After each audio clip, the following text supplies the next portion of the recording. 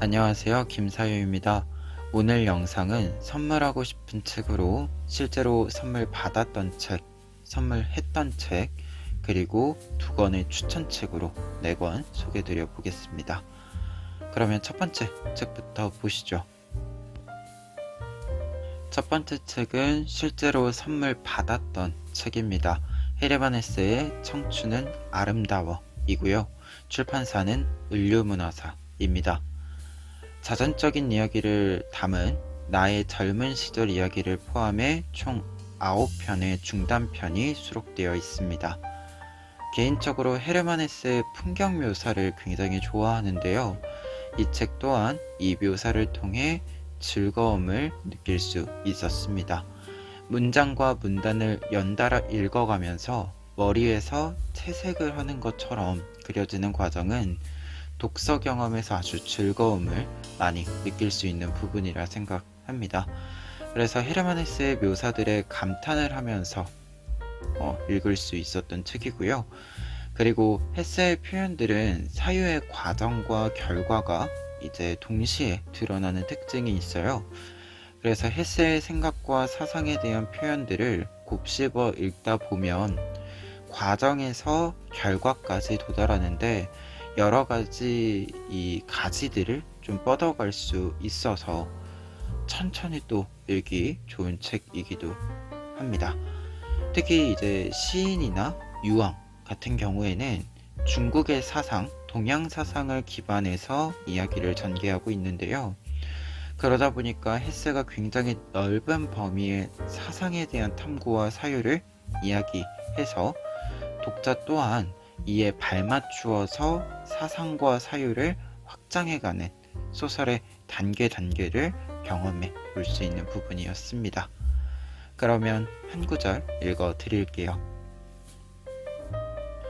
그는 자신이 이 세상의 어떤 축제나 흥겨움에도 완전히 즐겁고 명랑하게 빠져들 수 없으며 삶의 한가운데 있더라도 고독한 자로 어느 정도는 구경꾼이자 이방인으로 머물게 되리라 느꼈다. 두 번째 책은 선물했던 책입니다. 페터 비에리의 교양수업이고요. 출판사는 은행나무입니다. 페터 비에리는 삶의 격으로 시작하는 삶과 존엄 시리즈로 유명한 철학자이고 리스본행 야간열차를 쓴 파스칼 메르시어라는 소설가로도 유명합니다. 지금 이제 이렇게 이야기한 책들은 꽤 두꺼운 분량의 책들인데요. 오늘 소개드리는 이 책은 보시는 것처럼 얇은 책이고 페터 비에리가 교양에 대해 이야기하는 짧은 에세이입니다. 철학적 면모도 보이나 조금은 실천적이고 학술적이라기보다는 대중적인 메시지를 담고 있는 책이고요. 그래서 저 같은 경우에는 중요한 일을 앞두고 좀 저를 정비를 해야겠다라고 생각할 때 찾아 읽는 책입니다. 내용을 간략하게 말해보자면 1부에서는 교양이란 무엇인가 라는 이름으로 교양 있는 사람은 어떤 사람이다 라는 형식으로 자신의 생각을 전하고요.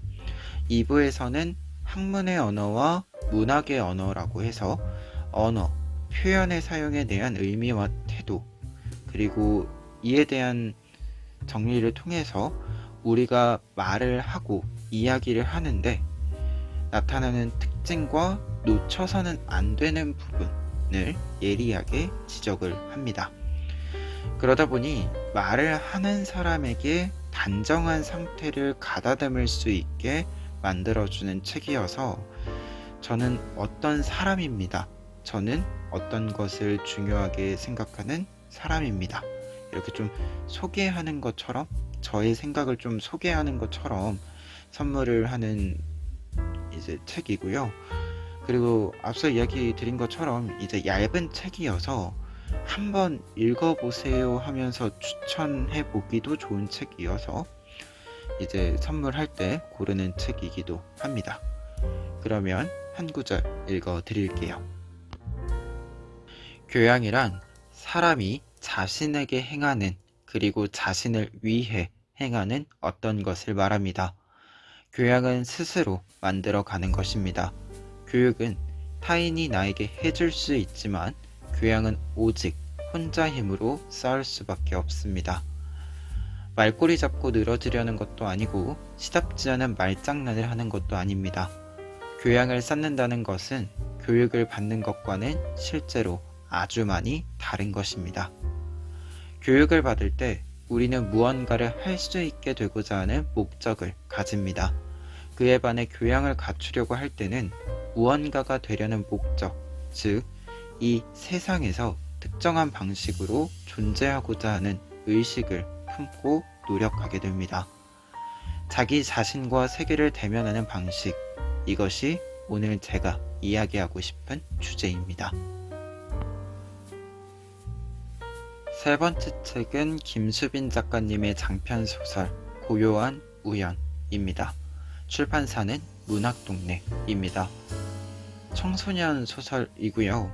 수연이라는 고등학생이 주인공이자 화자입니다. 한 학생이 사라지고 이 학생에 대해 이야기하는 선생님들과 수연의 대화로 소설은 시작을 하는데요. 소설 전반에 퀴즈 같은 부분으로 이 사라진 학생은 누구인가 추측을 하면서 읽게 되는 책입니다. 그런데 이 부분만 이야기되는 것은 아니고요. 고등학생들이 학교에서 겪는 사회적 관계, 그 변화에 대해 더 중점을 두고 있고, 이 관계 속에서 보여지는 선의, 지지, 그리고 또 어쩔 수 없는 일들, 이 모든 일들을 겪어가는 교실 안에서의 학생들을 다양한 캐릭터로 나타내서 나는 그 시절에 어떻게 했지 라는 회상을 하면서 읽을 수 있었던 소설입니다. 그러면 한 구절 읽어 드릴게요. 사람들은 그걸 공감과 양보, 배려라고 불러. 마지막 책은 김현수 작가님의 이토록 평범한 미래입니다. 출판사는 문학동네입니다. 총 8편의 단편이 수록되어 있고요. 소설들은 지금은 언젠가의 미래였다 라는 이 문장이 관통하는 소설들입니다. 그래서 미래에 대해 생각했던 과거, 과거를 회상하는 현재, 그리고 또 미래를 상상하는 이 인물들의 생각과 관계 속에서 소설들이 이제 전개가 됩니다. 그래서 과거를 회상한다. 그렇기 때문에 확정적인 미래를 이야기하는 것이 되면서 불안이 조금은 축소되고 이야기를 차분히 할 수 있는 구도여서 화자들이 전달하는 말들이 좀 담담하다라는 느낌이 들었습니다. 특히 표제작인 이토록 평범한 미래에서 인물들이 삶을 3번 산다고 이야기를 하면서 소설에서 볼 수 있는 시간성의 특징을 직접적으로 설명을 해주는데요.